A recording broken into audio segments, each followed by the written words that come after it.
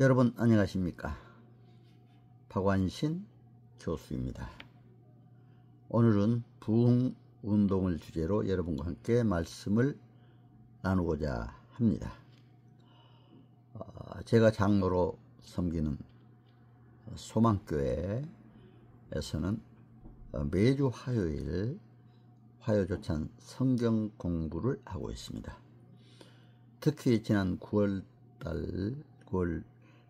초부터 이번 2학기 동안에는 주로 이제 한국 교회의 부흥운동과 함께 애국운동, 국가적으로 우리가 어떻게 섬기고 기여했는가, 특히 이걸 중심으로 지금 그동안에 김경진 목사님 또 말씀을 하셨고, 오늘은 특별히 최영근 장신대 교수님께서 5번째로 말씀하신 내용을 가지고 여러분들과 함께 또 우리가 국가와 민족을 위해서, 우리 교회를 위해서 어떻게 영적 부흥운동을 할 것인가, 영적으로 부흥이 돼야 우리의 삶도 부흥하리라 믿습니다. 그렇기 때문에 오늘 이 문제에 관해, 부흥운동에 관해 여러분과 함께 말씀을 나누고자 합니다. 우리 민족은 역사적으로 고난을 많이 당했습니다. 외세 침입도 많이 당했습니다. 그래도 140여 년 전 이제 아펜젤라, 언더우드 등 선교사들이 우리나라에 들어오면서부터 우리나라는 영적으로 부흥하기 시작을 했습니다. 그러나 민족의 고난은 계속됐습니다. 한일 합방으로 일제 36년의 고통을 당했습니다. 그런데도 우리는 믿음 안에 굳건히 서서 부흥운동으로 지금 대한민국은 세계 10위권 이내의 국가로 우뚝 서게 된 것 하나님께 감사드립니다. 고난, 절망 가운데서도 우리가 믿음 안에 굳게 설 때 하나님은 분명히 역사하리라 믿습니다. 그래서 오늘은 특별히 이제 우리나라에서 어떻게 영적 대부흥운동이 있었는가, 이걸 중심으로 먼저 말씀을 드리고자 합니다. 특별히 이제 북한이 동양의 예루살렘이라고 하죠. 복음이 들어가서 북한이 영적으로 성장을 했습니다. 특히 평양 대부흥운동을 통해서, 또 원산의 부흥운동을 통해서 영적 부흥운동이 시작이 됐고, 그 부흥운동은 서울로, 목포로, 또 대한민국 전역으로 또 이렇게 이어지기 시작을 했습니다. 평양 대부흥운동의 얘기를 좀 들어보면요, 평양 장대영 교회에서 2주간 1907년 1월 2일부터 15일까지 1500여 명이 모인 가운데 대부흥운동이 시작이 됐습니다. 평양 장대영 교회, 저도 평양도 가봤지만 지금은 장대영 교회가 없어졌습니다. 너무나 안타까워요. 장대영 교회에서 이렇게 부흥운동까지 시작이 됐습니다. 그러다가 이제 1월 6일 주일까지 기대와 달리 처음에는 아무런 반응이 일어나지 않아서 실망도 했는데, 1월 7일 월요일 저녁 집회 때 마친 후에 통성기도와 함께 제와 고백기도 가운데 성령이 임재를 하셨습니다. 통성기도하고 함께 모두 또 죄의 고백을 하고 눈물과 통에 자복을 했습니다. 공개적인 죄의 고백과 용서를 강구했습니다. 회중들의 포옹을 통한 치유와 회복이 시작이 됐습니다. 1월 8일 수요일에는 저녁 집회 마친 후 동일한 은혜 경험을 했습니다. 교인 상호 간에 서로 이제 교인과 선교사 간, 또 마음과 갈등의 고백과 눈물의 화해를 시작을 했습니다. 공개적 죄의 고백, 용서와 포용, 치유와 회복의 계속적 순환이 이루어졌습니다. 공개적으로 자기 잘못, 자기 죄를 회개하니까 회개한 사람에게 또 용서하고 서로가 포용하고 그래서 치유와 회복의 역사가 일어났습니다. 사실 사람 누구나 다 죄를 지어요. 인간이기 때문에 죄를 지을 수가 있습니다. 어떻게 완벽하다고 할 수가 있습니까?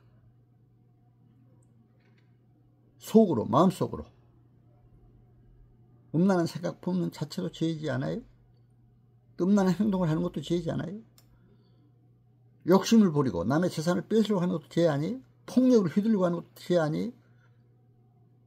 그러나 이런 것을 공개적으로 다 자기를 나타내고 회개할 때, 회개하면 그걸 가지고 그냥 나쁘게 생각하는 게 아니라 그걸 포용하고 서로 용서하고, 그래서 이러한 부흥운동은 더 부흥을 하게 됐다고 이렇게 볼 수가 있습니다.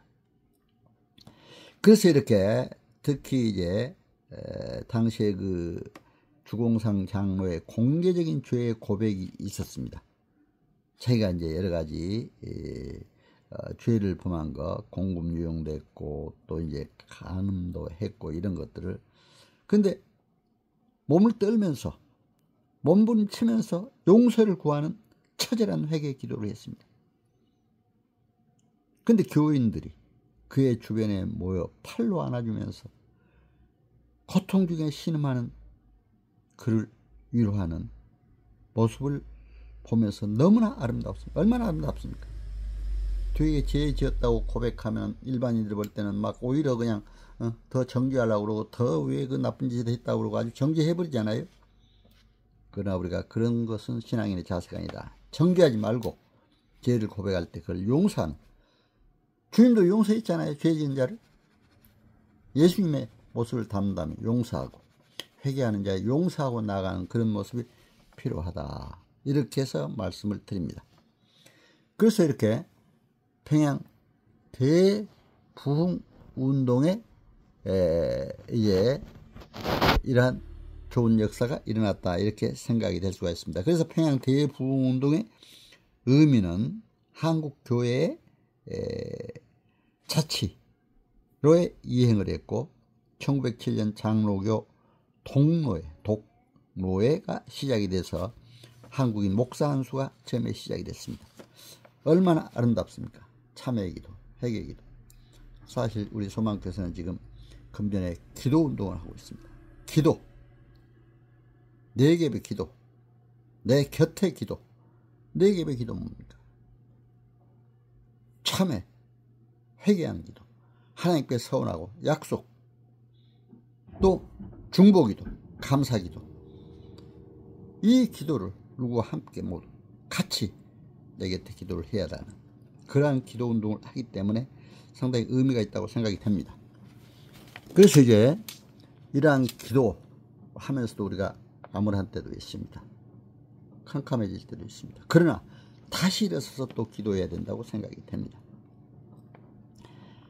한국교회의 비정치화 문제, 한국교회의 신앙 양태가 부흥회적 경건으로 이제 그 정착해서 또 국가를 생각하는 일, 나라와 민족을 생각하는 일은 또 이제 좀 부족할까 하는 염려도 됐습니다만, 그러나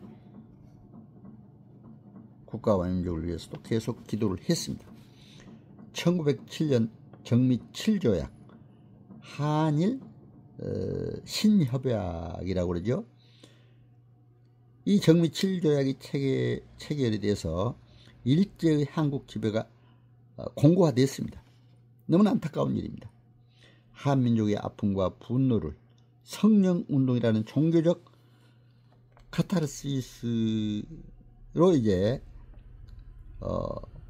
희석되지는 않을까 했습니다만, 그러나 일제 식민지에서 순응하기 위한 그 노력이라고 할까요? 그렇게 되면 안 되잖아요. 또 민족 위기 상황을 전도의 기회로만 활용해도 안 되고, 국가와 민족을 위해서 진심으로, 나라와 민족을 위해서도 정말 우리가 기도해야 되는, 무너져가는 나라에 대한 절망감을 무너지지 않을 하나님 나라에 대한 소망으로 전환하는 운동이 필요했습니다. 그래서 그렇게 우리 믿는 사람들이 그렇게 했습니다. 성령의 임재 안에서 고통당하는 민족을 위로하고, 신앙 안에 사용 용기를 북돋우며 서로 민족을 향한 영적, 종교적, 사회적 책임을 갖게 하는 계기가 됐다고 이렇게 볼 수가 있습니다.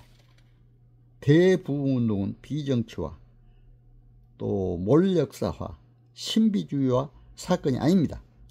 직접적인 정치운동에서 신앙을 통한 민족의 회복운동으로 전환하는 계기가 됐습니다. 그래서 1919년 3.1운동도 우리 교인들이 주도했다고 이렇게 볼 수가 있죠.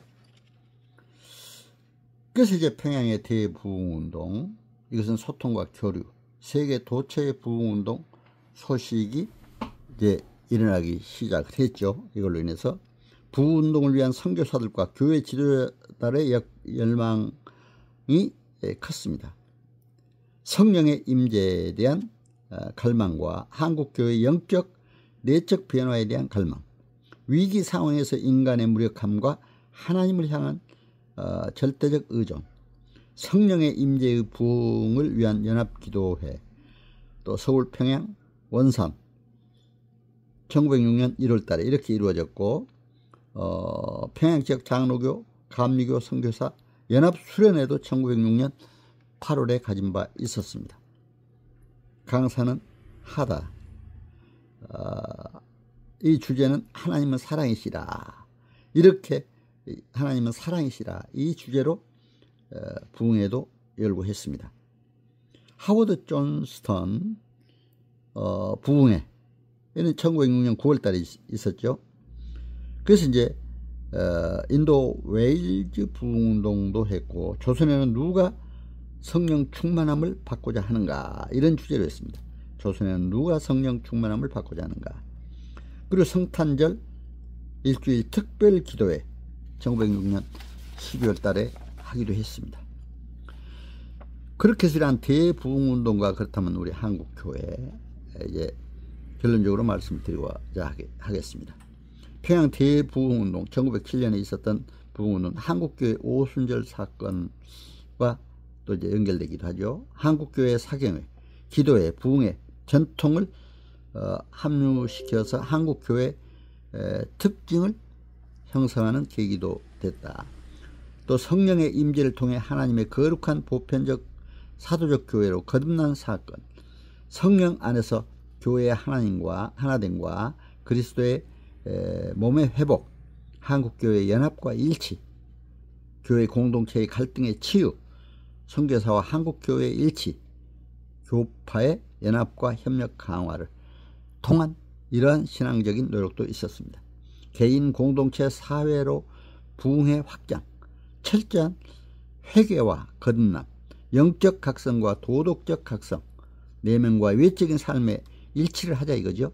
이웃과 지역사회에 대한 사랑의 실천과 전도, 한국교회의 성장과 선교로 확장, 말씀의 내면과 각성을 하고 말씀의 외연화, 변화와 회복을 하는 것이 그때 상당히 의미가 있었다.